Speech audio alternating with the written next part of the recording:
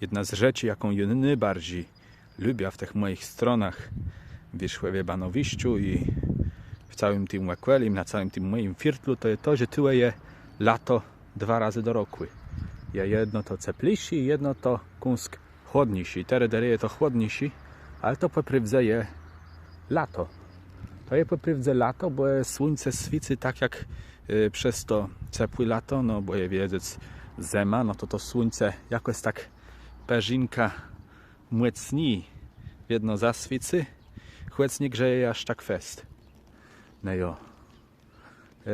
No i tak poprywdze przy jednorożnicach to jest ta temperatura, ale jak sach to dobrze łeblecie, to mu ta temperatura nie jest straszna. Ale prawie to mnie cesi, jak nie ma tego śniegu, jak nie ma tej wilgotności. No i to są takie pozytywne strony stepływieni, na jakie te strony cerpią.